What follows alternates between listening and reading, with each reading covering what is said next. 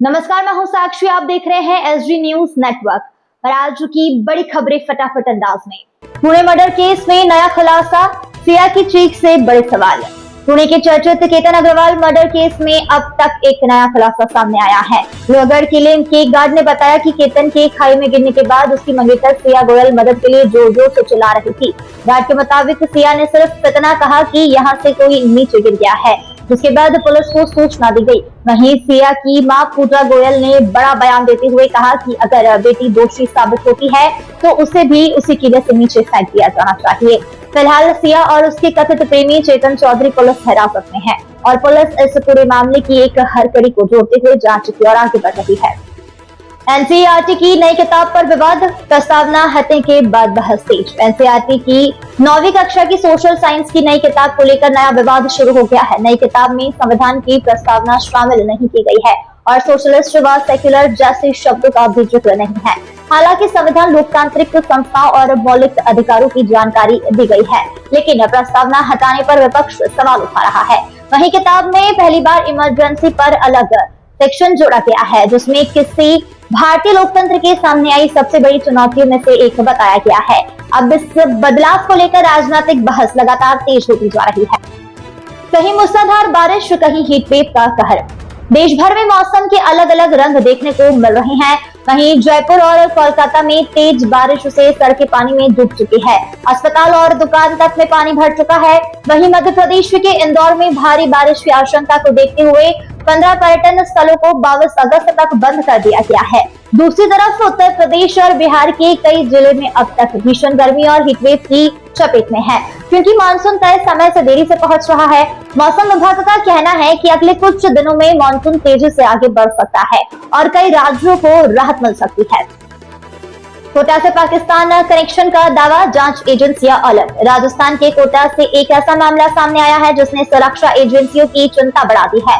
Police को एक युवक के मोबाइल से कथित तौर पर पाकिस्तान से जुड़े हुए ऑडियो मिले हैं, जिसमें शादीशुदा हिंदू महिलाओं को निशाना बनाने और धार्मिक भावनाएं भड़काने जैसी बातें कही गई है। इस मामले में युवक को पहले ही गिरफ्तार किया जा चुका है और उसका मोबाइल फॉरेंसिक जांच के लिए भेजा गया है। पुलिस का यह कहना है कि रिपोर्ट आने के बाद आगे की कार्रवाई की जाएगी।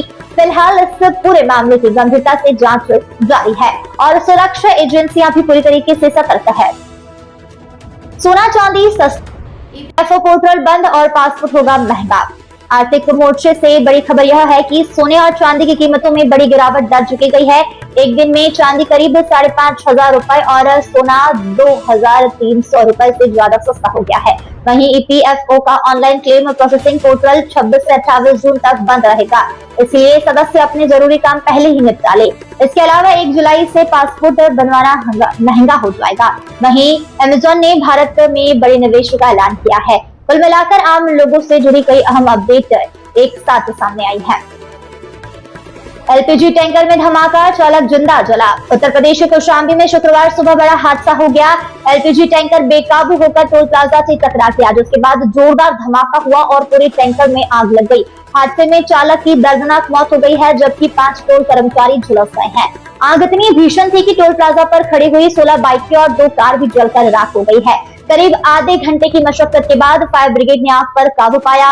फिलहाल पुलिस हादसे के कारणों की जांच कर रही है। राम मंदिर चढ़ावा केस में बड़ा एक्शन, चंपत राय का इस्तीफा।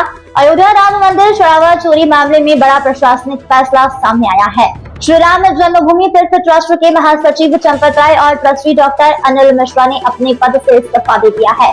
वहीं चढ़ावा चोरी मामले में दर्ज पहली एफआईआर के बाद रामशंकर यादव उर्फ टिन्नू समेत 8 आरोपियों को गिरफ्तार किया गया है। सूत्रों के मुताबिक अब ट्रस्ट के पुनर्गठन की तैयारी भी शुरू हो चुकी है। इस मामले में आगे और बड़े फैसले लिए जा सकते हैं, इस पर सभी की नजर बनी हुई है।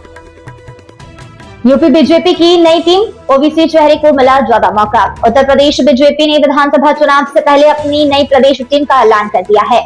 इस बार संगठन में ओबीसी नेताओं की संख्या पहले के मुकाबले काफी बढ़ाई गई है, जबकि ब्राह्मण और ठाकुर नेताओं की संख्या में हल्की कमी देखने को मिल रही है।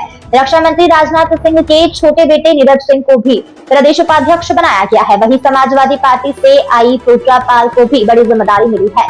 माना जा रहा है कि नई टीम में सामाजिक समीकरणों को ध्यान में रखकर तैयार की गई है। योगी बोले, आस्था के साथ खिलवाड़ करने वालों को नहीं मिलेगी छूट। राम मंदिर चढ़ावा चोरी मामले में कार्रवाई के बीच मुख्यमंत्री योगी आदित्यनाथ ने सख्त संदेश दिया है। उन्होंने कहा कि एसआईटी रिपोर्ट आने के बाद कार्रवाई शुरू हो चुकी है और दूध का दूध पानी का पानी करके रहेंगे। मुख्यमंत्री ने साफ कहा है कि राम भक्तों की आस्था के साथ किसी भी तरह का खिलवाड़ बर्दाश्त नहीं किया जाएगा और दोषियों को कड़ी से कड़ी सजा दी जाएगी और किसी कीमत पर नहीं छोड़ा जाएगा। साथ ही उन्होंने विपक्ष से बिना सबूत आरोप लगाने से बचने की भी नसीहत दी है। वेनेजुएला में भूकंप से तबाही, मलबे के बीच जन्मी बच्ची। वेनेजुएला में आए हुए भीषण भूकंप ने भारी तबाही मचाई है। तेज झटकों से कई इमारत ढह गई है और हजारों लोगों के लापता होने की आशंका जताई जा रही है। इसी बीच राहत अभियान के दौरान मलबे में फंसी एक गर्भवती महिला ने बच्चे को जन्म दिया, जिसे रेस्क्यू टीम ने सुरक्षित बाहर निकाल लिया है। सोशल मीडिया पर कई वीडियो सामने आए हैं जिसमें लोग गिरती इमारतों से जान बचाकर भागते और रनवे पर खड़ा विमान भूकंप के झटके से हिलता दिखाई दे रहा है। फिलहाल राहत और बचाव अभियान लगातार जारी है। इस अंक में फिलहाल इतना ही। अगले अंक में आपसे फिर होगी मुलाकात। तब तक के लिए मुझे दीजिए इजाजत। नमस्कार।